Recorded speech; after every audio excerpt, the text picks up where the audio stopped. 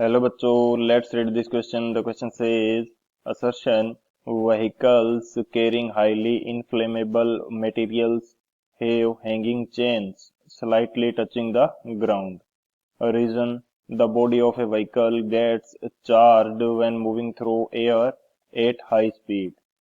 Option first, both assertion and reason are correct and reason is the correct explanation of assertion. Option second, both assertion and reason are correct, but reason is not the correct explanation of assertion. Option third, assertion is correct, but reason is incorrect. Option fourth, assertion is incorrect, but reason is correct. तो इस question के अंदर हमसे क्या बोला गया है? Assertion के अंदर हमें दे रखा है कि जो व्हीकल्स हाईली इनफ्लेमेबल मटेरियल्स हैं उनको कैरी करने वाले व्हीकल्स जो हैं इनके चेन्स लटकती रहती हैं ग्राउंड को टच करते हुए. इसका रीजन हमें क्या दे रखा है कि जब ये व्हीकल्स एयर के अंदर हाई स्पीड में मूव करेंगे तो इनकी जो बॉडी है वो चार्ज हो जाती है. तो बात करते हैं की कंसेप्ट की. तो की कंसेप्ट हमारे पास क्या होगा? फर्स्ट की कंसेप्ट के अंदर हम लोग डिस्कस कर लेते हैं कि जब ये बॉडी कोई भी व्हीकल है एयर के अंदर हाई स्पीड के अंदर मूव कर रहा है तो फ्रिक्शन के कारण उस व्हीकल की बॉडी के ऊपर चार्ज इंड्यूस हो जाता है. तो यहाँ पे फर्स्ट की कंसेप्ट मेरे पास क्या हो जाएगा? Charge is induced on vehicle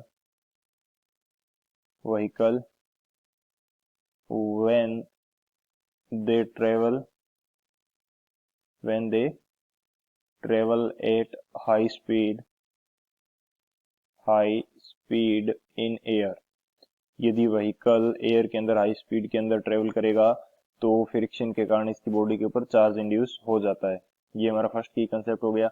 second की कंसेप्ट हमारे पास हो जाएगा कि जो अर्थ है ये हमारे पास सोर्स एंड सिंक की तरह बिहेव करता है पॉजिटिव एंड नेगेटिव चार्ज के लिए.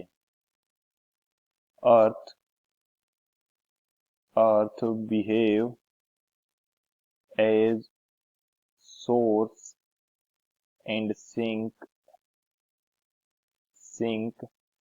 for both positive and negative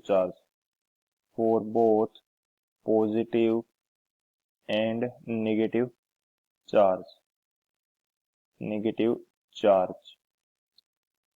and हमारे पास एक कंसेप्ट और होता है कि जो अर्थ का पोटेंशियल है वो जीरो मेजर किया जाता है. पोटेंशियल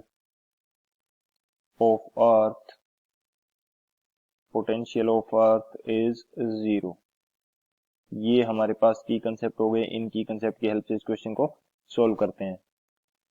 अब यदि बात की जाए सॉल्यूशन की तो सॉल्यूशन के अंदर हम लोग डिस्कस कर लेते हैं कि असर्शन के अंदर हमें दे रखा है कि जो हाईली इनफ्लेमेबल व्हीकल्स हैं उनकी साथ चेन से लटकती रहती हैं. तो ये हमारा जो असर्शन है ये तो हमारा करेक्ट है एंड इसके पीछे का रीजन जो है ये भी हमारे पास करेक्ट है, क्योंकि यदि कोई भी व्हीकल हाई स्पीड के अंदर एयर के अंदर मूव करता है तो फ्रिक्शन के कारण इसकी बॉडी के ऊपर चार्ज इंड्यूस हो जाता है एंड इससे जो चेन्स लटकती रहती हैं ग्राउंड को टच करते हुए तो ये जो चार्ज है ये ग्राउंड की तरफ ट्रांसफर हो जाता है. ये किस प्रकार से होगा?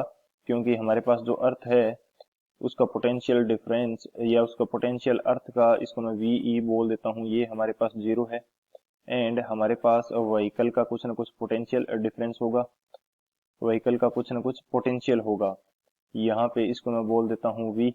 सो हमारे पास एक पोटेंशियल डिफरेंस जनरेट होता है वो होता है v माइनस वी.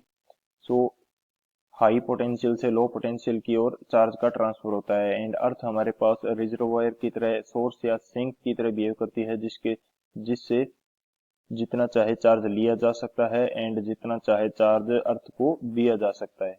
सो ये जो चार्ज व्हीकल के ऊपर जनरेट होता है ये इन चेन्स के द्वारा अर्थ की तरफ ट्रांसफर कर दिया जाता है. सो जो व्हीकल है उसको कोई नुकसान नहीं पहुंचता एंड इसके अंदर जो मटेरियल है इनफ्लेमेबल मटेरियल वो भी सुरक्षित रहता है. सो हमारा असर्शन भी करेक्ट है, रीजन भी करेक्ट है एंड जो रीजन है वो असर्शन का करेक्ट एक्सप्लेनेशन भी है. तो बात करते हैं ऑप्शन की. कौन सा ऑप्शन हमारे पास करेक्ट हो जाएगा? जो फर्स्ट ऑप्शन है A, both assertion and reason are correct and reason is the correct explanation of assertion. So option A is the final answer. I hope you understood it well. Best of luck. Thank you.